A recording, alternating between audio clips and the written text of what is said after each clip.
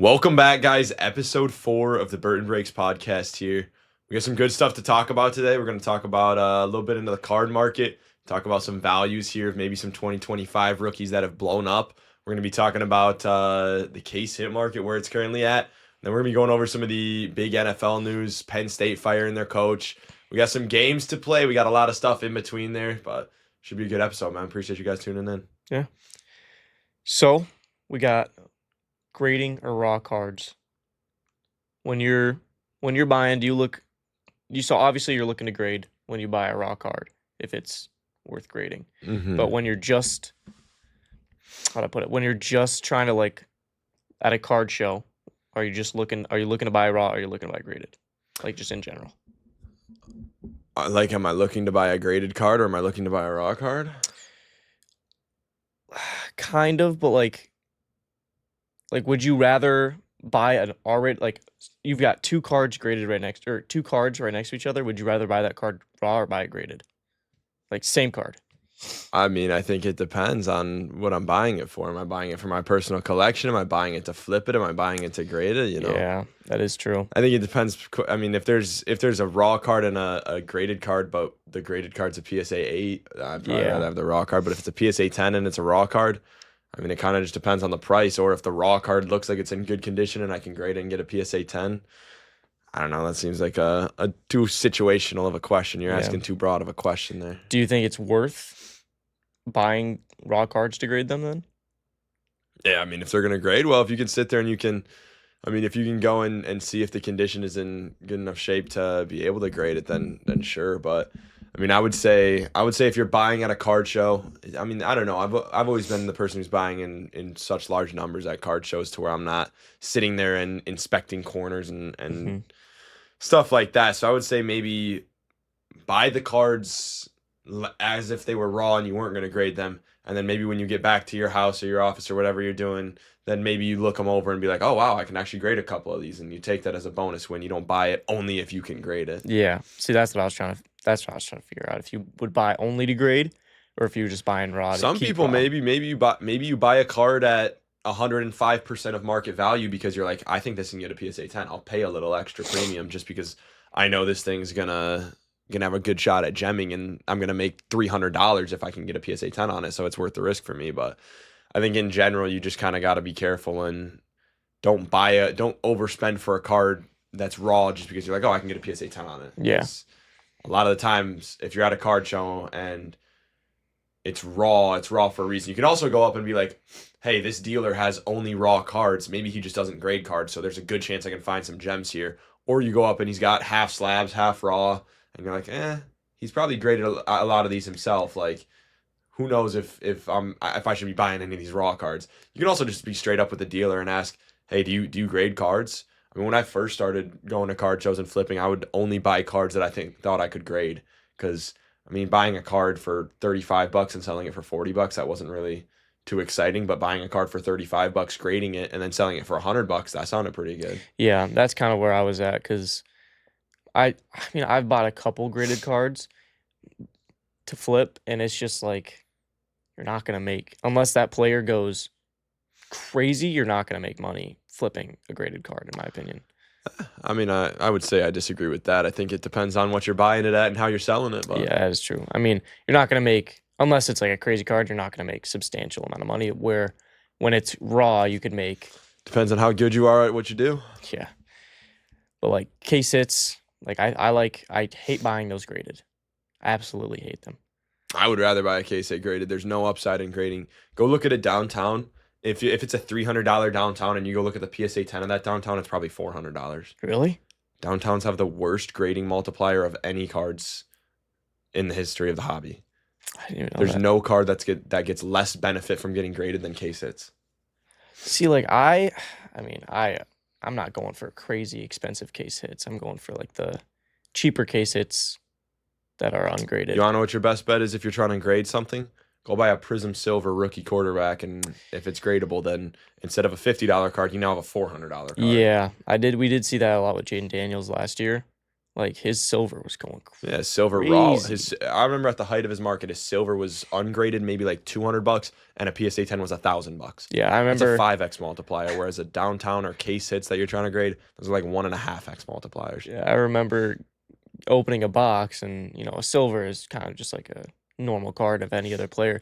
And me and my buddy were opening. We got a Jaden Daniels silver, and we started freaking out. And it felt, looking back on it, it feels so weird that we were freaking out over a. That's still expensive. But it was an expensive. We ended up selling it for like 250, I think, raw, at some card show in Lansing or something like that. Should have graded it. I know. Although 2024 Prism has a really hard gem rate. But Yeah, it was. We looked, and it wasn't tenable. It was not tenable. I had like Yeah. a little thing, but most of it's not at this point. yeah, silvers last year were going crazy. I will say this. If you are in the hobby and you're just starting off and you don't have a lot of capital to work with, I think grading is the way to do it. I think in longevity, the best way to make the most money is to do volume. I think volume will exceed anything. Lower margins, higher volume, you'll have very consistent rates. If you have only $300 to spend and you're going to a card show and you're not really pressed on time and you can sit there and take 5 minutes looking at every card and checking the comps, seeing what the raw does, seeing what the PSA 10 does, asking if you can take it out of the sleeve and look at the card's condition. I mean, that's what I did at the start when I didn't have a bunch of money to go and buy $10,000 worth of cards. I would just buy $400 worth of cards and grade them. And I remember it was like this was probably, I don't even know, 20 whenever Drake London was a rookie, so about 2022, I bought one of his a snakeskin prism for like $200 or something, and I bought it for 100% comps because I knew I could grade this card. Came back a PSA 10 and I flipped it for like, I think, a $500 profit or something. Yeah, that's insane. So I think if you're trying to go for, if you don't have a lot of capital to work with and you have a lot of time to spend and effort to put into it, I would put my focus and energy into buying raw cards that I think are gradable, which I think is a great use of card shows. I don't know if I would buy them off of eBay and hope to grade them because you can't really tell the condition there. But I think that's the way to do it. And then obviously as you start to build a bankroll, I think that the best way to do it is to just tighten up those margins and go for the most volume. If you find a buyer, you find someone he'll be like, maybe they have a repack, maybe they have a card shop, maybe they flip them on their Instagram stories. There's so many things that people do in the hobby nowadays where there's people that'll say, hey man, I'll give you 85% on every card you bring me. Hey man, I'll give you 90% on every card you bring me, 95% on case hits, 100% on case hits, whatever it may be. Then you find those buyers and then you can start to, you have $5,000 bankroll. Okay, you buy every card you can at 80%, you flip it for 85, 90%. Okay, that's not, you're making 5 to 10%, but what's 10% of 5,000? That's $500. Yeah. I mean, that's a good Saturday if And you're just doing that at a card show. Off a cardboard, it's like. Yeah, dude, I mean, that's the thing. Like, I know a lot of people who are doing this just enjoy, like, flipping cards. Like, they want to go to a card show and be able to spend all this money anyways, so why not be able to make money while doing it? Like, $500 for a day's worth of work is pretty good, you know? And you can scale that up even further. Maybe the next show you spend $7,000, and the next show you spend $10,000. It's easier said than done, but once you really, you're not going to do that on your first show. You have to learn these things. You have to understand the market, how to comp cards. We talk a lot about, or I get a lot of questions. Hey, what do you use to look up cards? If you're just starting, go to 130point.com. I think that's the best place to look up cards. Do not use eBay sold listings. Everyone says, hey, just go to eBay, look at the sold listings. It's like, if you're a very, very beginner and you're just trying to get a gauge, that's fine. But the problem with eBay sold listings is it'll say $600 or best offer, and really the card was sold for $350 because the guy took an offer for $350. If you're flipping at a card show and you see that it was $600 and you're like, oh, I'm going to give this guy $450 and steal it off him for 75%. Well, the card, you really just paid over comps and you're going to lose money on this now because the next person's going to be like, hey man, I'm looking at the sale right now. He ended up selling it for $350. It's like, and then you're like, oh my gosh. So do not use eBay sold listings if you are trying to flip cards. If you're just trying to get a rough gauge, I mean, there's no reason. It's as easy to go to 130 point as it is to go to eBay. So just skip eBay. The only reason to look at eBay is to see what cards are listed for. But then again, anyone can list a card for any price, so it really doesn't matter. That's the one thing I hate the most is like someone's like, oh, well, it's on eBay for $5,000. And I'm like, okay, I can go and list a $10 card for $1 million. Does that make it $1 million card? Yeah. It's like, no, come on, dude. that gets used a lot at shows. Oh like yeah. all the It's like, time. hey, the last 3 of them sold for $50. He's like, well, the cheapest one on eBay is right now $80. It's like, Yeah, go dude. sell it on eBay, dude. Yeah, Go sell it on eBay. Let it go. There's a reason it's still on eBay because it's sitting for $80. yeah, I can't. Doesn't make sense in my brain. yeah. Um, Something else that people got to realize with grading cards, and if you're just starting, is that it's gonna take a little while for it to get graded Yes, right now. yes. I mean, 'Cause yeah, that's one thing how we were talking about the bankroll earlier, and if you have a smaller bankroll, like grading cards may be good, but then again, that is tying up a lot of your yeah, capital for, 2 or 3 months, who knows. My recommendation would be to find either your local card shop or find an online dealer that is a PSA authorized dealer, because I mean, we're a PSA authorized dealer. I can't tell you when I went from just submitting cards regular and then becoming a PSA authorized dealer, the turnaround times got so much quicker. yeah. It's also really nice for me too because if I get a card, I literally just like I'm coming to work, I'll come in 10 minutes Yeah, early and I'll yeah. just send it in. It's so nice. Find a PSA authorized dealer because we have to send it with a attention to our PSA rep, and then that gets moved through the process quicker. The grading takes the same amount of time, but it gets through that first step of sorting and all this stuff. It just goes straight to someone and they get it in line. So it just gets right in there. So you're cutting off maybe 2 weeks to a month of the time. So find a PSA submitter. I mean, they're doing the work for you anyways. As long as you find a good one and they're an authorized dealer, you're gonna save yourself some time on the back end. And Yeah, it also just saves you. You don't have to buy the box. You don't have to buy like yeah, the I shipping mean, label, like all that stuff. unless you're like really integrating and you're sending in 50 cards a week, then do it on your own. But there's really no reason not to use a PSA group submitter, in my Yeah. opinion. But no, it takes turnaround times recently have been kind of insane. It has been crazy. I mean, that's the one thing that I still don't understand is how there's not a real competitor in the grading space. But I mean, SGC was rising as a competitor. Collectors Universe is the company that owns PSA. They just bought SGC and then started making changes to SGC to basically kill the company. And then it just lets PSA grow. So they basically just decided to say, fuck it, we're just going to buy SGC. We're probably going to lose money on that, but it's going to grow. It's going to basically eliminate our biggest competitor. So PSA is just going to continue to boom. And I mean, one of the craziest parts is the Pokemon right now. Yeah, I saw that's one Pokemon had insane. like 400,000 cards graded or something. And then the next highest category was like football at 50,000. Yeah, well, I feel like every time I look at like Pokemon products, like there's always a new one coming out. I don't know, dude. Recently, as of recent. I would say Pokemon drops a product every 2 months, whereas football, you get a product, or sports, you get a product every other week. Yeah, So yeah. there's definitely more sports products than there is Pokemon, but But there isn't like a limit on there's the no amount. numbered cards in Pokemon. There's no so numbered they're color just Pokemon. the printers are they're Yeah, so just going, man. I don't think they've ever stopped. yeah, and They just also switch. what do you think's bigger, the Pokemon community or the sports card community? Right now, the Pokemon Yeah. for sure. Okay. But I think it's a little 'Cause bubble, dude. I feel like Pokemon's more worldwide. Pokemon. I mean, yeah, but the NBA is huge in China. I mean, I think that yeah, you're right. Like football's not huge in other countries. So I mean, it makes a little bit of sense, but at the same time, I think that Pokemon's just more accessible to people. Like if you don't like sports, you're not gonna like sports cards. But there's sports people who like Pokemon, and then there's everyone else who likes Pokemon as well. It's Yeah. like a pop culture thing. So I don't know. I mean, Pokemon's been around forever, dude, and this is Pokemon. It's just up and Yeah. down and up and down, and right now we're at the up. I don't know if it can go higher. I think it's gonna start slowly Yeah. coming down. I mean, dude, there's just no way that I just don't understand how a product that has no numbered cards, no autographs. I mean, there's no scarcity to any of it. The most expensive cards, the SIRs, like if you have an SIR Charizard from 151, there might be 1,000 of those in existence right now. Guess what? They say, hey, we want to start making more 151. Okay, now there's 1,500 of them in existence. Yeah. It's like there's just no limit. They can just keep on printing. I don't understand. And yet the price is still super high. Like The demand is exceeding the price, right? Is exceeding the supply right now, which is bonkers. But as soon as I mean, I don't know. Maybe I'm wrong. Maybe they'll ramp up. But the thing I worry about is what if they scale the supply to meet the demand, and then the demand starts to fall, and then we get into the situation where it was. I mean, we saw the same thing in 2020 with Pokemon, where boxes were crazy, and then here comes 2022 and 2023. Now ETBs are sitting on the shelf for $60. No one will buy them. And then, oh, here it comes. Here comes the surge. It's like, I think what I'm going to do is next time there's a huge dip, I'm buying everything. Yeah.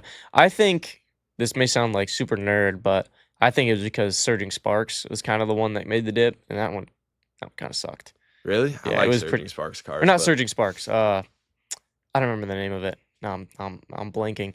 But there was a really like a super mid product that came out. Everybody's like, this kind of sucks. This kind of sucks. Surging Sparks isn't the one. Surging Sparks is good. I mean, Surging Sparks is a little mid, but I just like the design on them, honestly. I don't know. I'm not a Pokemon expert. Maybe we need to get Reagan Rips on the pod sometime Yeah. to discuss, but yeah, we got into PSA and then went into Pokemon, but that's what a podcast is, that's dude. what The a rabbit podcast is. trails. Yeah. We're gonna go into case hits. This is my favorite thing. I love case hits. I want to know your opinion on what you think is the most overrated case hit ever. Like one that either is just deadbeat ugly or like just sells for. It's like this is not that cool of a card, and it just sells for way too much. I'm gonna get hated on, but it's Downtowns. Really? It's Downtowns Really? for sure, dude. The artwork on Downtowns is just it used to be better, but it has gotten so mid, man. Like I can't it just turned, especially 2024, bro. It's literally just like an AI generated skyline. No, this I'm year like, has been bro, bad. This year's been This bad. is with so that. awful. And then you get a product like Prism Black Basketball that comes out, and you see what they can do with the mangas, where it's like Yes. Ja Morant with a thing of honey as a grizzly, and then it's like LeBron James throwing chalk of himself, and like just the coolest cards ever. Kevin Durant as the Grim Reaper. Like those are the case hits that I want to see. I don't want to see Malik Neighbors standing in front of the New York skyline, and then Cam Scatterbo standing in front of the New York. Like they changed it up a little bit this year, but the downtowns are just so unbelievably mid to me. What was the one where it was like, this is obviously AI generated? Like there was a taxi on the sidewalk. Abdul Carter. Abdul Carter. That Dude, it's how just about like last year they had the Michael Vick and was it Bijan and some? It was one of the Atlanta Yeah. Falcons one. It might have been Bijan and Penix, and the wording was literally messed up because they did AI generation and didn't even realize it was like backwards.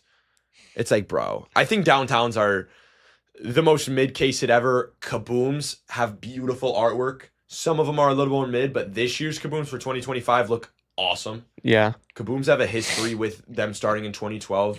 Downtowns are more recent. I just think the downtown fad is so ass. Most underrated case hit. I think I know where you're going with this What one. do you think? I thought you were gonna say Phoenix Killer Blast. They're fire as hell, but I think the most underrated case hit is the Zenith 2024 Zoom. Oh yeah. Oh, I should have known that. Yeah. The clear zooms from Zenith. yeah. Those things are sick. They're nothing too fancy, but I just love a nice acetate card and the zoom on it. It's a little bit of a kaboom, yeah. ripoff, but I mean, it's but they're it's numbered, cool. like almost all of them. Yeah. The clear ones from 2024 weren't numbered at all. No, oh, I The thought they were all numbered at 2025 like 20. No, I'm thinking of 2023 for the clear ones. 2024 ones were numbered. Okay. Yeah.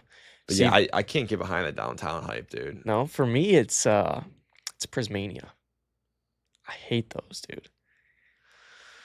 Like Yeah. they're so mid. Like they look like, you know, Yeah. Mosaic. There's like an insert called You like know what's kind of touchdown. weird about the Prismania is that they kind of just look like the Slammies. You know the Slammies from Optic? Yeah, I was thinking that. Where and they then both look have like, the big heads. They look like the touchdown from Yeah, Mosaic. the touchdown masters from Mosaic. Yes, It's like, bro, yeah, they all just have the big head. just the big head. That's it, and the small body. I yeah. don't like it. No, those are mid. I don't think they sell for. They sell kind of for what they're. They do because they're so rare in most of the products. Yeah. So unlike downtowns where those things ain't rare at all, man. I'll tell you what, they used to be. They ain't anymore. No. There's those are like Pokemon SIRs, brother. They're printing those things to oblivion unless you're getting a numbered one. Well, because there's Those so are many not ways to rare. hit them. You got, you know, like just the hobbies, blasters, all those different things, and they're in everything. Same thing with Optic. Like there's so many. That's why I think those Prism Black boxes, dude. Prism Black boxes have already skyrocketed. Dude, they're insane. They were like $500 on like secondary market for a little bit, slowly up to $550, up to $600. I think they're up to like $900 right now, Well, and because they're creeping up quick. Like, you can get like every good player auto because they're just like throwing it in there. I've been stashing a couple cases. I genuinely think those are the boxes that in 5 years are $3,000 a piece. I mean, shout out Liz. He gave me the Kate auto, and I got into a break for a case of them, and I got probably 13 Pistons autos. Like, that's 5 autos a insane. box, the best case hits we've ever seen. Like a Color Blast LeBron is Oh, $10,000. and it's fire. Like That's a sick card. if you rip a case at the current prices, I think you have a very solid chance at actually getting your money back just on the case hit alone. Like there's multiple. It's about $10,000 for a case right now. There's a good chunk of those case hits that sell for $10,000. Yeah, mangas. And that's one card out of a case where you're getting 60 autos, a bunch of numbered stuff. Like the grading upside on Prism Black is great. Like that product right now, it was Panini's last go, and they gave it everything they had. They waited till the last minute to put out a crazy. Those boxes product. are just bookmark this in 2028. Those boxes are $3,000. Yeah, Yeah. We'll come back to that. Come back to that. No, dude, Prism Black. It's just like, I don't even know how to explain. It's like it's not just like autos. Like, it's just a good product. Like, the cards just look good. The autos aren't even the main. Yeah, you don't even go in there ripping for autos, but they had to get rid of all their stickers because they were losing the license. Paulo Banchero, Cade Cunningham just have like an auto in every 3 boxes. It's like, bro, this is sick. Yeah. No, and then you've got obviously the mangas and the Color Blast, which are we pulled the was it Kyrie LeBron Cavs one? Kyrie LeBron. We pulled that card twice. Yeah. That is an insane card. I kind of regret selling all my cases, but it was so much fun to rip that I don't. Yeah. Like it wasn't smart financially to get rid of those, but fucking no, they're just it's just a good product. I don't get. I mean, obviously I understand why they couldn't put that out because they were saving stickers for whatever, but like, you make one of those products a year. I love that product, man. I love that product. It's good. All right, now we're going into it's one of our coworkers' favorite people. Oh, yeah. Smalls, Dart, and the scat market.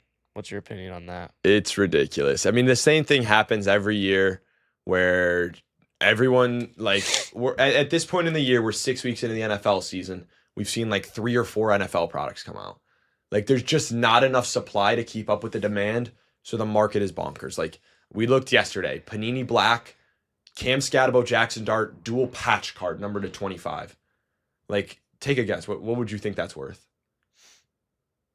Number to out of just Prism Black, I'd Out say of 25, Panini Black, $100. it was like $500 to $1,000. That card.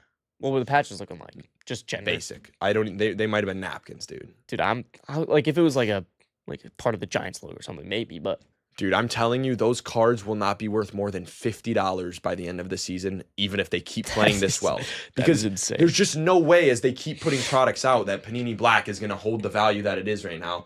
But because it's the only thing out there right now that has a Dart and Scatabo dual card, it's just fuck to the moon. Yeah, I mean, what are they, 2 and 4? It's like they've won 2 and 4, and it has nothing to do with how good they're playing. These two guys could go on to have the best careers of their lives. That card will not be worth what it is right now. Yeah, it's just not just no way. I mean, you guys gotta. It's just not a cool card. If it's at a 25 napkin patch, it doesn't even matter if it is a cool card. Like you can go look at a Jackson Dart jumbo patch to 25, and it's $250. Like, if you're, I don't even know the situation where it makes sense to buy them. If you're buying it for your PC, don't just wait 3 months and buy it when it's a third of the price. If you're buying it to flip it, how are you gonna? I mean, what are you buying it to hold it and flip it? Because you can't. It's never going to be worth more than it is right now. There's no situation where it makes sense for anyone to purchase any Dart or Scatabo cards right now. Like, I saw on eBay, someone like a Jackson Dart rated rookies retro, a insert from Donruss is $25. I'm like, brother, that card will be in dollar bins by next year. No matter if Dart wins Rookie of the Year or not, like, it doesn't matter. That's a $3 to $4 card, no matter what happens this year. Yeah. It's just because he has like fucking 12 cards out there. There's just no cards for people to chase right now. So if you are a fan of these 2025 rookies, and unless you have fuck you money, you better just keep being a fan and wait another couple months until you can buy these cards for a fourth of the price. Like, there's just no world in which these cards make any sense at their current prices. And that goes for all the 2025 rookies. McMillan, Scatabo, Matthew Golden. It doesn't matter if they're performing poorly or good or whatever. There is just not enough supply on the market.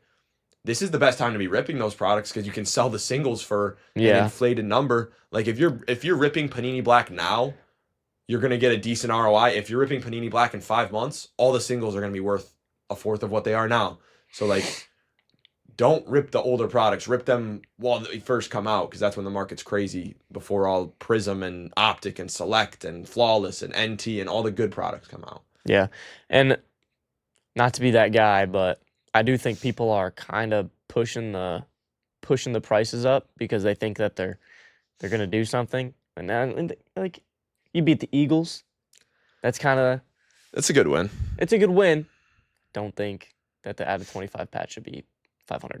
No, not a chance. Not a chance. I don't personally think the Giants are gonna make the playoffs or anything. Their schedule's a gauntlet, and it's like Dart and Scatterbo are fun, but they lost Malik Neighbors. Like you can't throw to Wan'Dale Robinson and have too much success. It just feels like a little bit of a Linsanity run. Once teams start to get the film on these guys and start to kind of understand how to beat them a little bit, then I think it's going to be a different situation. Secretly, I kind of do hope they kind of just do good.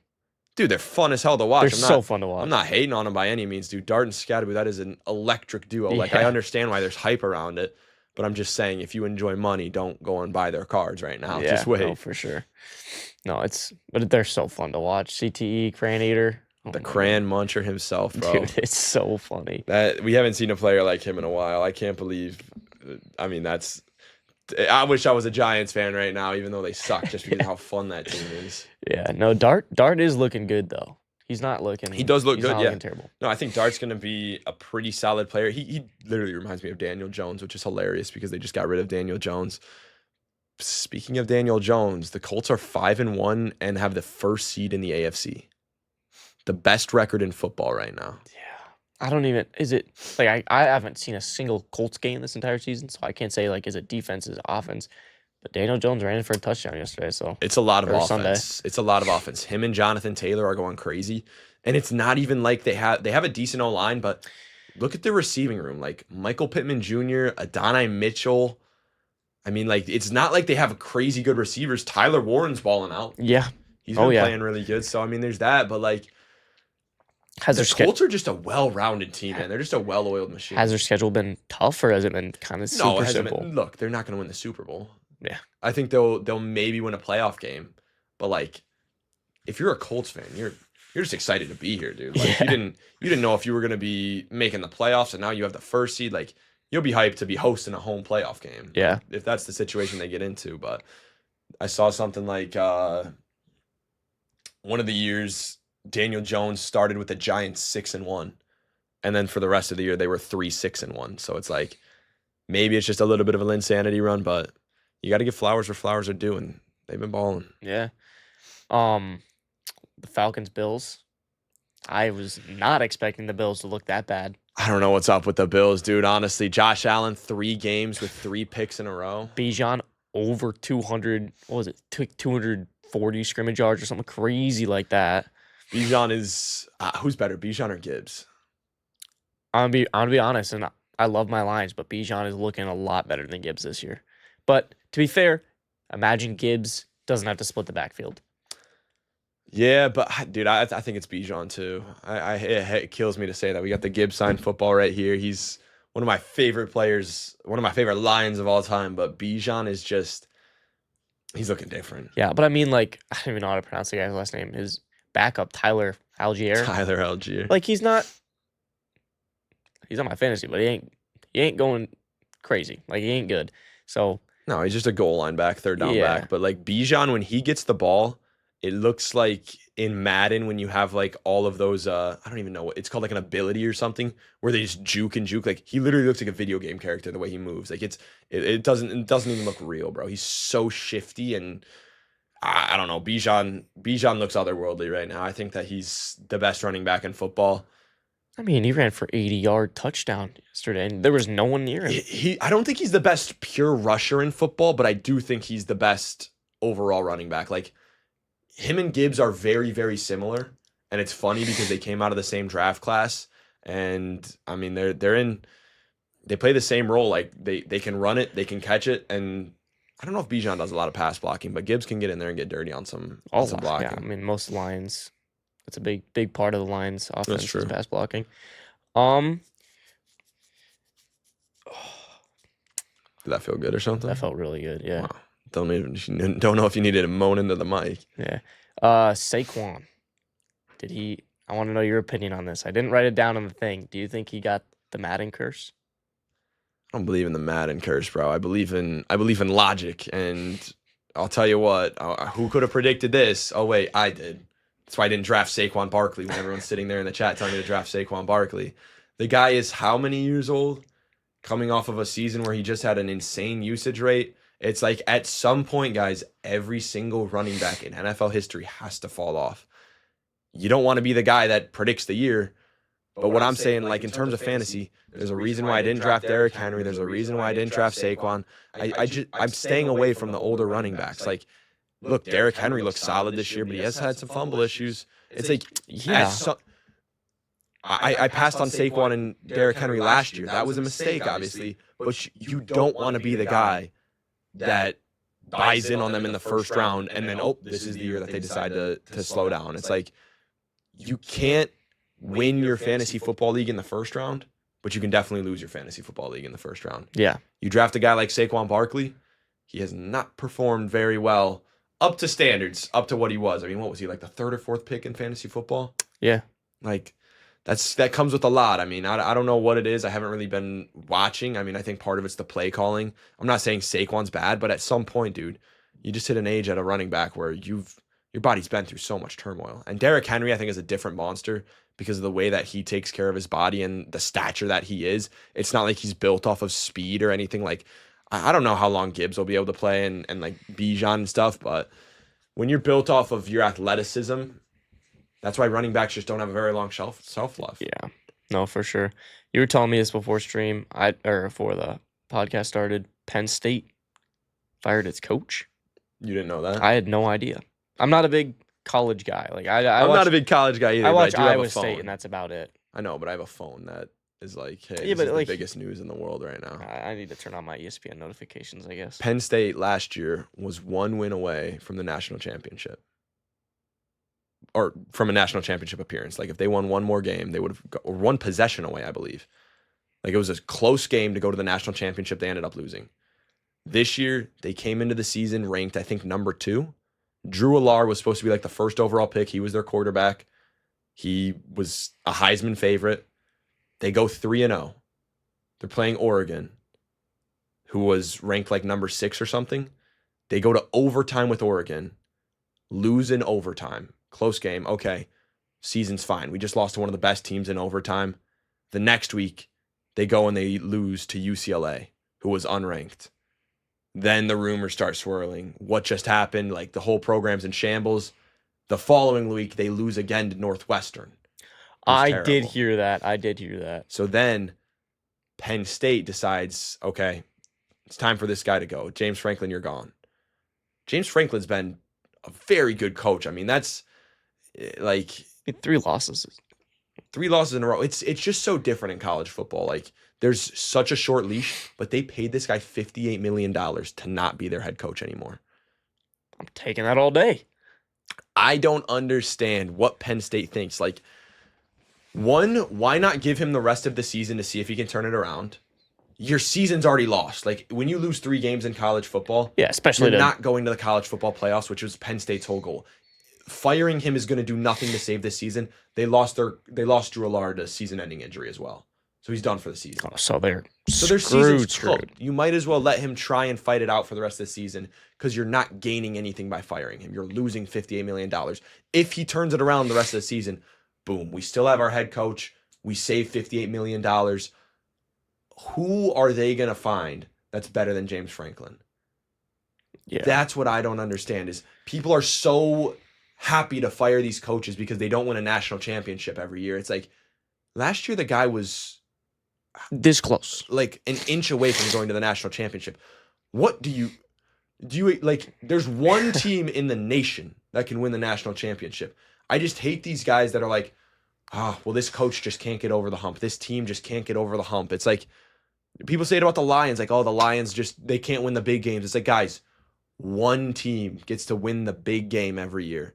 In the NFL, there's 32 teams. In college football, there's 300 teams that could do it. Like, no team is winning it year after year after year. I don't care if you're Ohio State. I don't care if you're Alabama. I don't care if you're Michigan. It doesn't matter. Nobody can just win it every single year. So it's just such an improbable thing to win that entire thing. I know that's obviously the goal, but sometimes you got to understand, like, hey, our coach is putting us in a position to recruit big names. He's putting us in a position to win these big games, and we have won some of these big games. We haven't won all of them, but we've won some of these big games. Like, I don't know, man. I don't always think that the grass is not always greener on the other side. Yeah. When did they lose Drew Lock, you know?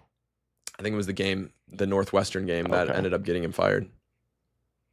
I didn't even know the score of that. Someone told me that they lost, and I was like, They lost by 1 point. I mean, I don't that's know, dude. unfortunate. I don't know. But Penn State should beat Northwestern. Speaking of Pretty easy. firings, did you see the Titans fired their coach? I did see that. I was wondering, is it going to be Titans or Dolphins first? But Titans are playing a lot. Look, worse, I so. do actually think it was a good idea to fire Brian Callahan because I think he's a fucking moron. I don't know why he got hired in the first place. I think that the Titans' biggest mistake in franchise history was getting rid of Mike Vrabel. I think that guy was a godsend. If you don't know Mike Vrabel's story with Tennessee, he was taking them to the playoffs year after year after year with Ryan Tannehill and just a terrible team. Like, they had such a bad team, no one you could even name. Like, it was awful. I mean, Derrick Henry was literally like carrying them. Like, Derrick Henry would rush for 200 yards a game sometimes just to will them to a win. They would go to playoff games. They would win a couple playoff games. I think it was a season where they went like 9-8 or something, or it was like a decent season. I think they lost in the first round of the playoffs and they fired Mike Vrabel. I don't know if that was the exact situation, but they fired Mike Vrabel, who is now the Patriots head coach, has them first place in the AFC East. Like, this guy is such a good coach. He reminds me of Dan Campbell. He's a leader of men. The Tennessee Titans fire him for the kind of the same reason that the Penn State fires James Franklin. It's like, oh, we're just stuck. We're just in the same place. Like, we're not getting over the hump. It's like, bro, you guys have the worst team in the world. What can possibly getting rid of a good head coach do for you? Yeah, because, I mean, when you're looking at the stat sheet, like, you can't put that on the coach. The players just aren't playing. Sometimes you can, but I think that the problem is that too many NFL owners need to have a scapegoat. Like, they need to be like, oh, this is the reason we're not winning. It's like, this is a football organization that has a general manager. It has 20 coaches. It has, 50 players. It's not one reason why you guys are not winning football games. Like, there's always more than one. Even if you feel like you're one quarterback away, you're not one quarterback away. If you were a quarterback away, you would still be a decent football team. Like, there's people just want to have a scapegoat. Like, well, we got the Bengals. They're a quarterback away. no, I mean, they're a quarterback away from being a decent team, but they wouldn't. I mean, their defense is so atrocious. Like, that, they would not have. They would have snuck into the playoffs and they would have lost in the first or second round. Like that, that's not a sustainable team. Like, you can be a quarterback away from being good, but if you miss the playoffs, you're not a quarterback away from winning a Super Bowl. It's just not. You just can't be. No, yeah, and Titans. I mean, you kind of just need a new offensive line there, in my opinion. Like, they need a lot more than that, brother. Who's their wide receiver one? I don't even know how to pronounce his last name, dude. That's not even fair. You're probably thinking about Elik Manor. I thought it started with an O. Is it Elik Manor?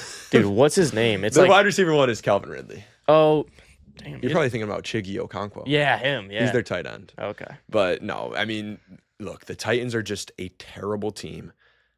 I hate this for number one overall picks, bro. I think this is the 4th or 5th year in a row that the first overall pick of the NFL draft has had their head coach fired in their rookie season. Yeah, Caleb Williams was last year. Caleb Williams with Eberflus. 2023, who was or maybe it was the first overall picks that were quarterbacks, because 2023, it was Bryce Young. Oh, Bryce Young had his head coach fired his rookie year. 2022, the first overall pick wasn't a quarterback. 2021, it was Trevor Lawrence, who had Urban Meyer fired his rookie year. Duval. But it's just crazy. It's like, I kind of feel bad for these coaches, bro. Why would you ever want to take one of those coaching gigs? Because you just get no grace period in the NFL. Yeah. Like, you have a terrible roster. What am I supposed to do? I I mean, can call like, up the best plays in the world. It don't matter if they're not executing. yeah, next year when they draft, like, they could end up drafting so incredibly good that now it just makes that coach look The only great. route to be saved if you're the Tennessee Titans is to lose out the rest of the season, get the number 1 overall pick, and trade it. You already have a quarterback. You do not need to use the pick. Trade the first overall pick. Somebody will want one of these quarterbacks. Trade it out for a bag, just like the who traded it?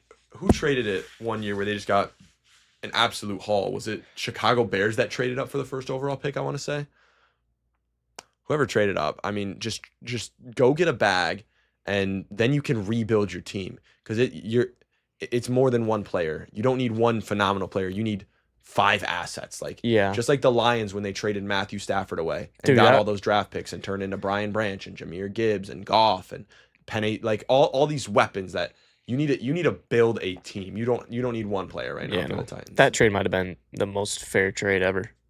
Everyone's gonna say the Rams won it because they got the Super Bowl. So like, I mean, yes, but the Lions turned their franchise around. Like that is the most win-win trade ever. Yeah, like we didn't get a Super Bowl yet till this year, but at the same time, like we ended like what was it when Dan Campbell first got there? What was it, like 3-9-1 or some crazy? We ended a drought. We ended a big drought. I mean, yeah, they We going ended the 15 playoff and win 2. drought. I mean, that was crazy stuff. I mean, that was one of the most fair trades in sports history. Yeah, no, for sure. Chiefs Lions, BB at the end of the game. Yeah, I mean, you can't do that. Brian Yeah. Branch, I think he deserved the suspension. Brian Branch is a hothead, dude. He's a great football player, but brother, you got to learn how to fucking Yeah. lock it in because that. I mean, how many times has Brian Branch done something stupid that results in a flag or in this case a suspension? That, like, bro, we are down 5 of our 6 corners right now. We cannot lose Brian Branch, our best safety. I mean, Like, Kirby Joseph is good, but I don't know if you like, saw, come on, bro. obviously, very illegal block in the back. Like, just like you don't need to do that after the game. Like, go post it on Instagram or some shit. Like, I don't care. Just keep it off the field, and then we've got Brian Branch next week at Tampa Bay. It is what it is. I mean, I don't know, dude. That whole game was just terrible. The Lions played terrible. I think the officiating was very questionable. But I mean, Yeah. that's not. Let's be clear. That's not why the Lions lost. The Lions No. lost because they played a bad football game. I'm glad that we didn't lose because of the poor reffing, but that was certainly some bad. No, some bad yeah. I reffing. mean, you got the Travis Kelce catch that was pretty obviously hit the ground. They called back our first touchdown, which, let's be clear, it was an illegal motion or whatever. But have you ever in NFL history seen them take 5 minutes and be like, oh, wait, we actually just decided? Because you're not allowed to use replay review. You're not supposed to get anything from upstairs that tells you this was a flag. They just all randomly 2 minutes after the fact decided to gather together and be like, wait, guys, I'm remembering this now. I don't think he was set. It's like, no, they got a call in their earpiece from upstairs that said, hey, you guys gotta turn this around because there was an illegal motion. It's like they quite literally said on the broadcast, this is not a reviewable play. The only thing that could happen is the refs can meet in the middle and discuss this. So yeah, they just magically were like, wait, actually, now that I think about it, he didn't stop and stand back there for a second. It's like, come on, dude. Yeah. We're clearly changing the rules when it fits for the Kansas City Chiefs because like there's just no way. Our kicking team was already on the field. We were ready to kick the field goal. It was so late that there's just no way someone was like, wait, guys, was he set? It's like, no, you got a call from upstairs that someone else. It's like, sure, it's the right call, but it just didn't happen the right way. Yeah. And then, yes, Travis Kelce, he obviously didn't catch that. And then they hustled to the line and we weren't ready. They get another 20 yards. It's like, I feel like not even that. Like, that should have been called an incomplete pass no matter what. Like, it shouldn't be like, we have to hustle play so they can't review it. It should have been like, that was so incredibly obviously not a catch. I mean, it is what it is. And then the rules analyst comes on. He's like, I think he actually did catch that. Yeah. It's It's like, like, brother, he didn't have control and it smacked the ground. Like, Yeah, he's trying to say, oh, he had control all the way through. It's like, yeah, it's easy to catch the ball when you're using 2 hands and the ground. yeah. Come on, bro. Speaking And of the then- Chiefs, Rashee Rice. Rashee Rice does come back. I got him in fantasy in one league, and I am not starting him. I got to see it for 1 week. But I Yeah, think fair that enough. he is, look, You keep saying that the Chiefs are not going to make the playoffs. I think stand by it. the Chiefs are the favorites to go to the Super Bowl in the AFC. Of course. I mean, who isn't? It's crazy. I mean, their offense looks completely transformed versus when they just have Worthy or not. And now you add Rashee Rice, who was, when he was healthy last year, top 4 receiver in the NFL. Like, he was balling, dude. Like, they are getting a weapon back. They didn't have him all of last year, and they still go to the Super Bowl. The Chiefs are the favorite to go to the Super Bowl. What's new? Patrick Mahomes is the best football player I've ever seen with my own 2 eyes. He wins games. I think Andy Reid is one of the best coaches of all time. I think that the Kansas City Chiefs dynasty will continue, and I'm glad that I have a couple Patrick Mahomes cards that I can just throw in the safe and let him appreciate. It's gonna really suck when they don't make the playoffs this year. So yeah, we'll see. We'll see. I don't think if they make the playoffs, they will not get 10 wins. It'll be a 9-8 playoff. We'll see, man. We'll see. I don't think they can get worse adding Rashee Rice, so we'll see. My favorite team. I'm just kidding. They're not my favorite team, but I do like them. The Panthers. I love me the Panthers too, man. I've been on that Bryce Young action. Rico Dowdle, which I hate myself because I had him on my fantasy team and I dropped him because he wasn't doing anything. That's actually crazy. Because I was like, oh, let me just pick up Tyquan Thornton.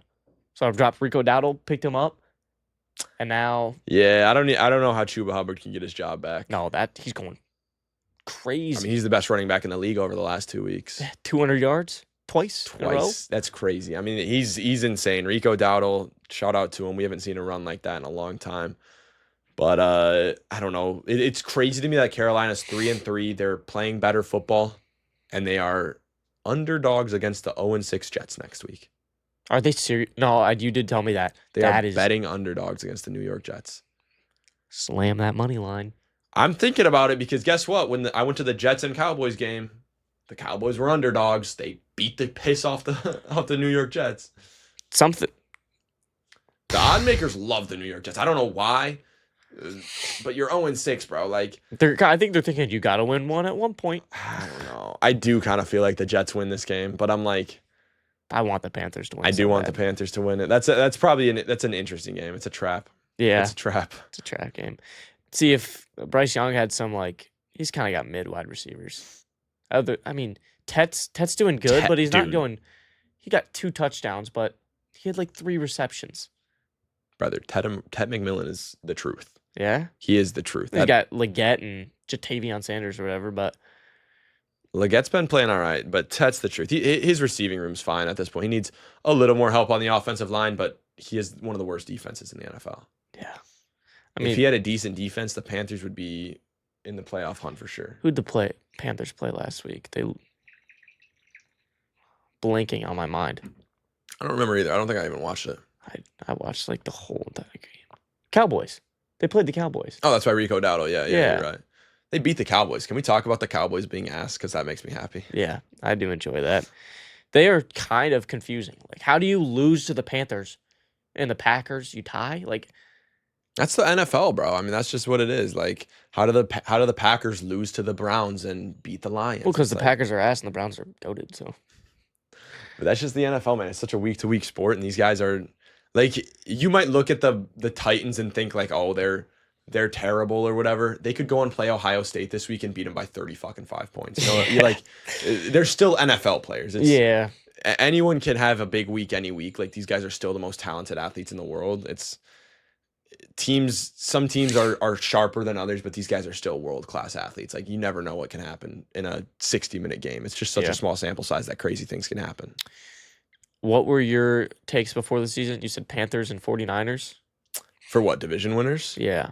I said AFC North will be the Ravens. AFC East will be the Bills. Not looking good. I think the Bills will end up winning it. I mean, it's a one game, yeah. But shout out to the Patriots. AFC South, I said the Jaguars. That's in play, but the Colts look good. Yeah. AFC West, I said Chiefs.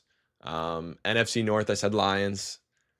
NFC East, I don't think any of my division predictions are winning right now. No. The Lions aren't 49ers winning. Might be. Because you definitely said 49ers. I did say 49ers. NFC East, I think I chose the Eagles, which I think they are winning the division right now. NFC South, I said Panthers. And then NFC West, I said 49ers. I think the Seahawks are tied with the 49ers, though. Yeah, I think don't 49ers have it because they had it last time they were tied with everyone. But they lost to the Bucks this week. Oh, yeah. It's interesting. Yeah. All right, best wide receiver because we got JSN. He's doing pretty good. Puka's out, or is he out, or he's hurt? He tweaked his ankle. What a best wide receiver? Best wide receiver. I think Straight to the point. I think right this season it's been Puka Nacua, but I still think that the best wide receiver in the NFL is Justin Jefferson. Yeah, I mean, he's just give Justin Jefferson a real quarterback and see what happens. that is true. Puka's got Matthew Stafford throwing to him. Like, come on, man. That's a little different than Carson Wentz and JJ McCarthy. Yeah, did you see that he's also getting like 80% of the snaps? Like, okay, when you're that open and you're balling, you might as well. Why Yeah. would you pass it to anyone else? I guess, yeah, but Matthew Stafford loves to feed his wide receiver ones. This has Oh been my- a thing. yeah. Everyone knows it, man. Megatron, Cooper Kupp, now Puka. It's like, if you are a wide receiver and you want to become a GOAT, go play with Matthew Stafford for the last year of his career. Although he's probably good with Puka and Devontae Adams now, but it's like, Yeah. man, you can make a living off of Matthew Stafford as your quarterback. yeah, JSN is doing JSN's doing works. really, really good, man. He get I guess he probably didn't come out of nowhere, but I didn't really know much about him until this year, and he's He had a kinda- decent season last year, but I mean, he had DK as the wide receiver one last year, I guess. Yeah. But now you got like it's his squad. I mean, I thought Cooper Kupp was going to get a little more action, but it's JSN's squad. that surprised me. Cooper Kupp is just kind of like he's just He's there. playing decent. I mean, he's putting up like 10 fantasy points a game. So it's like he's a solid, reliable option when they need him. Which I mean, that's all he's not the Triple Crown winner he was 4 years ago. Like Oh that's yeah, that is what it is. No one can stay in their prime forever. So I think that it's JSN's turn now, and Sam Darnold's balling out over there. I like to see that. yeah, I like Sam Darnold. I just didn't like him on the Vikings. yeah. I like to see those QBs that have a resurgence, like Daniel Jones, Baker Mayfield, Sam Darnold, Mac Jones is doing. Mac Jones doing his thing. Like I like seeing all these QB resurgences. That's pretty cool. Yeah, are you ready? Ready for what? Defense game.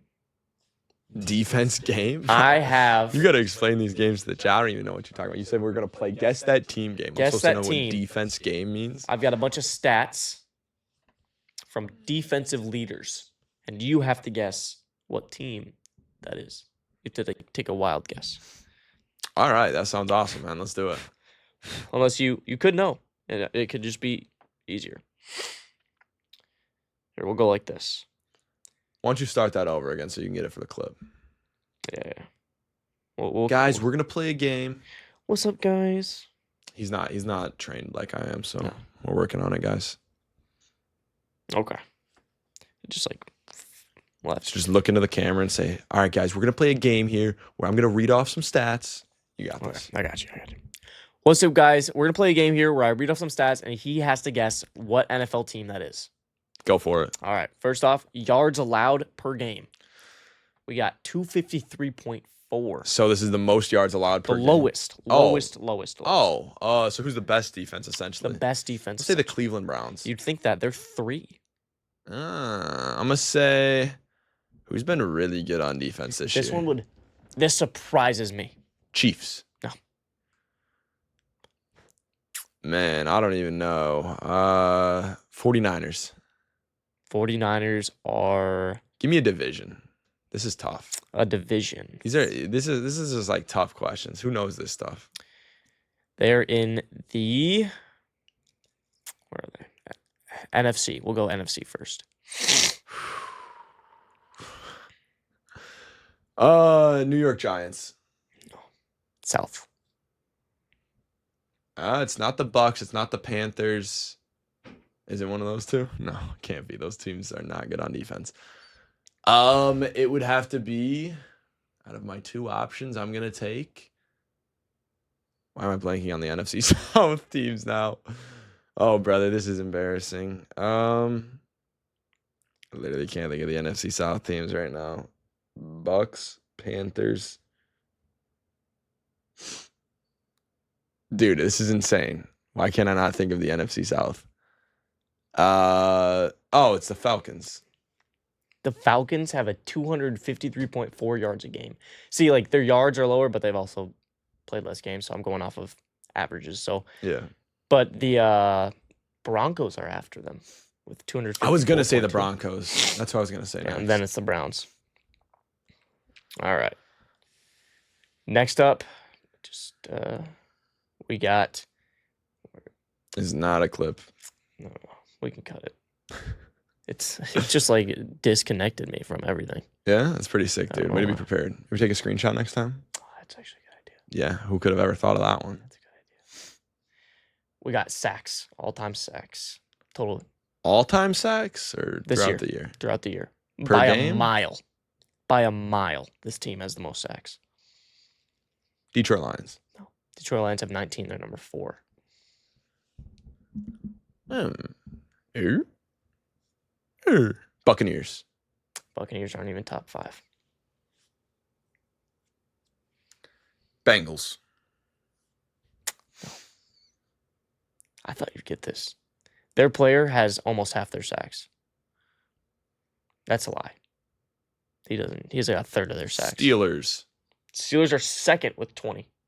Browns. Number 1 has 30. Browns. Browns aren't even top 10. What's the most sacks in the NFL right now? They've got 8 sacks. The number 1 sacker. And it's like a big name? New York Jets. Jets. No. Denver Broncos. Bang. Really? The Broncos have 30 sacks. Who, Nick Bonito? Nick Bonito. Nick Bonito is a fucking menace, bro. He might win Defensive Player of the Year. What's he at? I don't even know how much he's at. I think he's at 8 or 9. Like, he's cooking right now. Wolf. Maybe Hutch won't win Depoy. Yeah. All right. Last one. We've got turnovers. So, like, difference in the positive. Turnover differential. Yep. That So, who has the least amount of turnovers and has gotten the most turnovers? would be the question. Yeah.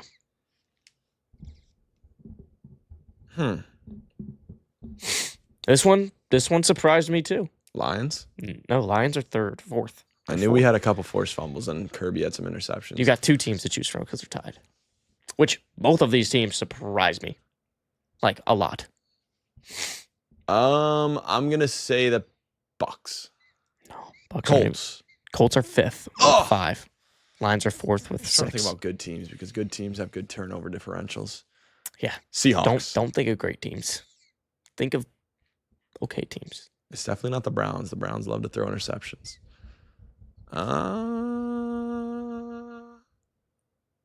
Miami Dolphins. No, I don't know why I chose the Dolphins. Panthers. not the Panthers. Dolphins at The Falcons. no. Falcons are +3. They're about like 8th. Chicago Bears.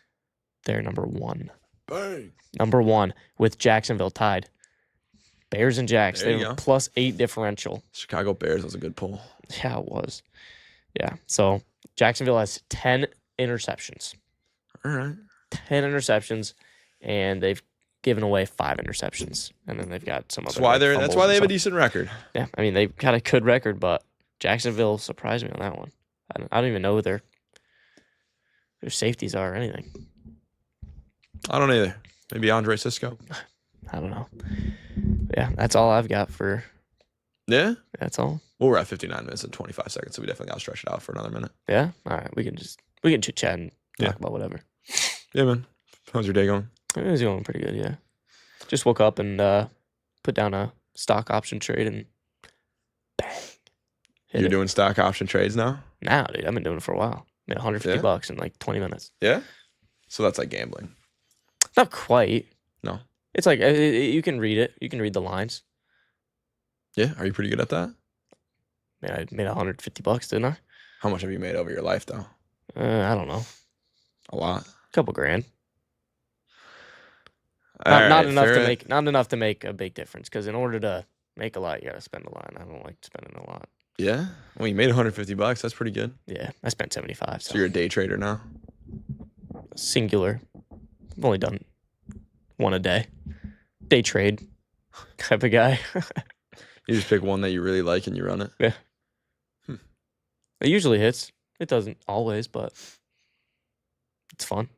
Fair enough. Fair enough. Yeah. All right. Well, I think that'll do it then, That'll- guys.